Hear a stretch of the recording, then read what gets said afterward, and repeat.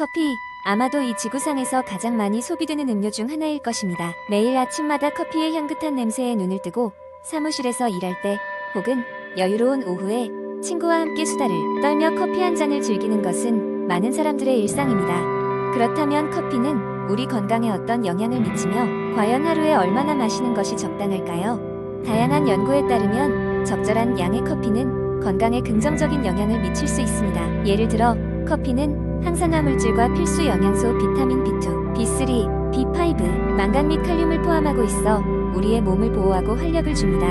특히 적정량의 카페인 섭취는 집중력을 높이고 피로를 감소시키며 심지어 기분을 좋게 해주는 효과가 있다고 알려져 있습니다. 또한 커피는 특정 질환의 위험을 줄이는 데 도움이 될 수 있습니다. 여러 연구에 따르면 커피는 제2형 당뇨병의 발병 위험을 감소시키고 심장, 질환 및 간 질환과 같은 만성 질환의 발생률을 낮출 수 있다고 합니다.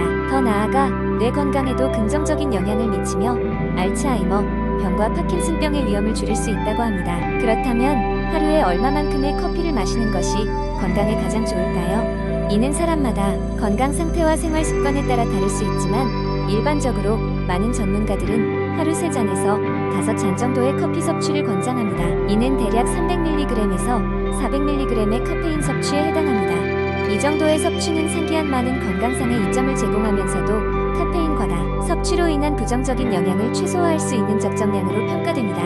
그러나 커피는 만병통치약이 아닙니다. 일부 사람들은 카페인에 민감하여 불면증, 불안 또는 심박수 증가와 같은 부작용을 경험할 수 있습니다. 커피를 마신 후 이러한 증상이 나타나면 섭취량을 조절할 필요가 있습니다. 또한 임산부의 경우 커피 섭취량을 하루 200mg 이하로 제한하는 것이 좋습니다. 이외에도 특정 건강 상태를 가진 사람들은 커피 섭취를 제한하거나 삼가야 할 수도 있습니다. 결론적으로 커피는 다채로운 풍미와 함께 적절한 양을 섭취했을 때 건강에 긍정적인 영향을 미칠 수 있는 음료입니다. 하지만 자신의 신체 상태를 고려하여 적절한 양을 섭취하는 것이 가장 중요합니다. 오늘도 커피 한 잔과 함께 활기찬 하루를 시작해보세요. 두 번째 이야기, 지칠 대로 지친 하루 끝. 김씨는 거울 앞에 서서 깊은 한숨을 내쉬었다. 마음속에 자꾸만 쌓이는 스트레스와 더불어 늘어나는 허리 둘레가 그를 더욱 우울하게 만들었다. 그런 김씨에게 어느 날 신비로운 소식이 들려왔다. 한때 고등학교 동창이었던 수지가 기적의 다이어트 비법을 찾았다는 이야기였다. 수지를 떠올려보면 떠들썩했던 여고 시절의 모습이 자연스럽게 생각났다. 다이어트 이야기를 농담처럼 하면서도 항상 사고 없이 웃고 떠들던 친구였다. 하지만 졸업 후에는 조용히 소식이 끊긴 친구였다.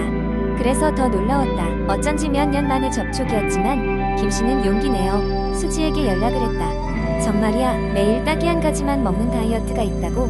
전화를 받은 수지는 어딘가 여유로워 보이며 대답했다. 응, 정말이야. 믿기지 않겠지만 나도 처음엔 반신반의했거든. 하지만 2달 만에 믿기 힘든 변화를 겪었어. 수지가 말한 비결은 바로 매실을 먹는 것이었다. 매실은 전통적으로 건강에 좋은 과일로 유명하지만 수지의 말로는 그 효과가 심상치 않다고 했다. 매일 아침 식사를 대신해 매실 한 알과 따뜻한 물 한 잔을 마신 후 어떤 특별한 식단이나 운동 없이도 한 달에 5kg을 줄일 수 있었다는 것이었다. 김씨는 여느 신기한 다이어트 소식을 접했을 때처럼 처음엔 반신반의했다. 하지만 출근 전 습관처럼 커피를 마시는 대신 매일 아침 매실과 물을 마셔보기로 했다. 1주, 2주가 지나자 신기하게도 몸이 가벼워짐을 느낄 수 있었다.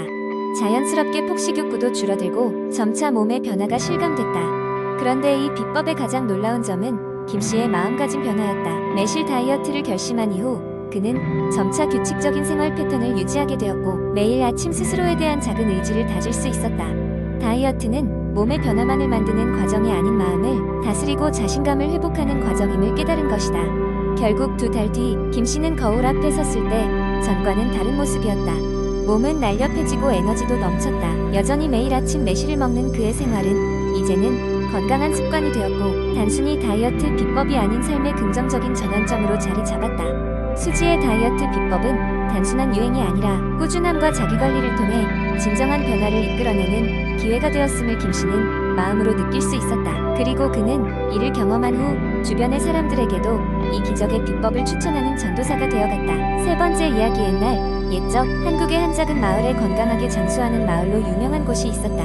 이 마을에 사는 사람들은 특별한 약이나 비싼 보조제를 먹지 않음에도 불구하고 모두들 90세 이상의 나이에도 정정하게 생활하고 있었다. 이 마을을 방문한 많은 의사들과 연구자들은 비결을 찾으려 노력했지만 특별한 원인을 찾지 못하고 되돌아가기 일쑤였다. 하지만 시간이 지나면서 한 가지 공통적인 특징을 발견하게 되었으니 그것은 바로 올바른 수면 습관이었다. 일부 연구자들은 이 마을 사람들의 수면 패턴을 조사하기 시작했다. 그들은 대부분 저녁 9시쯤에는 잠자리에 들고 아침 5시쯤 일어났다. 이들은 적어도 7시간 이상의 수면을 유지하려고 노력했고 특히 낮잠을 자지 않았다. 대신 아침 일찍 일어나 마을 주변을 산책하거나 조깅하면서 하루를 시작했다. 이 마을 사람들은 수면을 단순한 휴식 시간으로 여기지 않고 하루를 끝내고 새롭게 시작하는 중요한 의식처럼 생각했다. 저녁 식사 후에는 가족들과 함께 시간을 보내며 긴장을 푸는 시간을 갖고 잠자리로 향하기 전에 떡이나 과일 같은 가벼운 간식을 먹으며 소화를 도왔다. 이런 과정을 통해 그들의 몸과 마음은 편안해지고 자연스럽게 깊은 잠에 빠져들 수 있었다. 마을 주민 중 가장 오래된 할머니인 김순옥 할머니는 102세였다. 언제나 활짝 웃는 얼굴이 인상적이었던 할머니는 늘 주변 사람들에게 중요한 조언을 해주었다. 잠은 최고의 보약이라며 무엇보다도 수면을 중시하라는 말을 자주 했다. 할머니는 자신의 건강 비결이 바로 이 규칙적인 수면 습관 덕분이라고 말했다. 할머니뿐 아니라 마을 사람들 대부분은 다양한 연구에서는 충분한 수면이 스트레스를 낮추고 면역력을 강화하며 체중을 조절하는 데 도움을 준다는 사실을 모르고 체계적으로 실천해왔던 것이다. 또한 이 마을 사람들은 잠자기 전에 빛을 차단하고 스마트폰이나 책을 멀리하는 습관을 가지고 있었다. 이는 자연스러운 수면 호르몬인 멜라토닌의 분비를 촉진시키는 데 도움을 주었고 쉽게 잠들고 더 깊은 수면 상태를 유지하는 데 기여했다. 주변 현대 사회에서는 바쁜 일상과 스트레스로 인해 많은 사람들이 불면증을 호소하며 수면제를 복용하거나 비정상적인 시간에 잠드는 경우가 많았다. 그와 반대로 이 작은 마을에서는 자연스러운 생활 리듬을 유지함으로써 올바른 수면 습관을 통해 많은 혜택을 누리며 건강하게 장수할 수 있었던 것이다.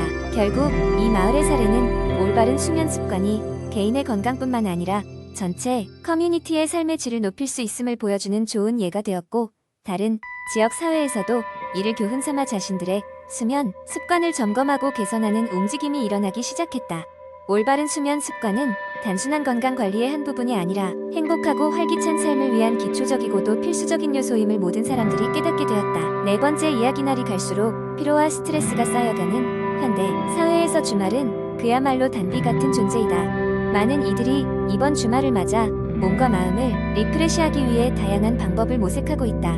사실 주말을 활용한 디톡스는 최근 몇 년 사이에 유행하기 시작한 트렌드다. 굳이 먼 여행을 떠나지 않고도 집 근처에서 간단히 실천할 수 있는 주말 디톡스를 경험해보면 어떨까? 이번 주말 나는 일상에 찌든 스트레스를 씻어내기 위해 특별히 주말 디톡스를 계획했다. 먼저 금요일 저녁 퇴근 후 바로 스마트폰을 끄고 노트북 전원 버튼을 길게 눌러 모든 전자기기를 잠시 멀리하기로 했다. 블루라이트에서 벗어나 눈과 머리를 쉬게 하고 디지털 디톡스를 실천하기 위해서였다. 그 대신 내가 준비한 것은 베스트셀러 에세이 한 권과 따뜻한 허브차였다. 오랜만에 소파에 누워 눈에 무리를 주지 않는 은은한 조명 아래에서 책장을 넘기는 기분은 오래도록 경험하지 못한 평화로움을 선사했다. 토요일 아침은 일어나는 것부터 여유롭게 시작했다. 자명종 소리 대신 새 소리로 아침을 맞으며 늘어지게 기지개를 켜봤다. 아침 식사는 가볍고 상쾌하게 잔치를 벌이듯 신선한 과일과 그릭 요거트로 준비했다. 여러 가지 슈퍼푸드를 곁들여 몸을 깨끗하게 해주는 디톡스 스무디도 한 잔 곁들였다. 이렇게 몸에 좋은 음식으로 아침을 채운 뒤에는 집 근처 공원으로 산책을 나갔다. 상쾌한 아침 공기를 마시며 한 걸음씩 내디딜 때마다 주중에 쌓였던 고민들이 조금씩 흩어지는 기분이었다. 오전 산책을 마친 뒤에는 집으로 돌아와 요가 매트를 깔고 가볍게 요가를 했다. 요가 수업 영상 하나를 틀어놓고 천천히 따라하다 보니 근육이 아플 줄 알았던 무릎과 허리가 어느새 유연해지고 있음을 느꼈다. 마음에 쌓였던 불안함도 점차 사라지고 호흡 하나하나에 집중할수록 마음의 안정이 찾아왔다. 오후에는 나만의 힐링 공간인 반신욕을 즐겼다. 욕조에 향기로운 에센셜 오일 몇 방울을 떨어뜨리고 물이 끓기 시작할 때쯤 입욕제를 풀었다. 따뜻한 물에 몸을 담그고 있으면 온몸의 피로가 물결처럼 떠내려가는 것 같았다.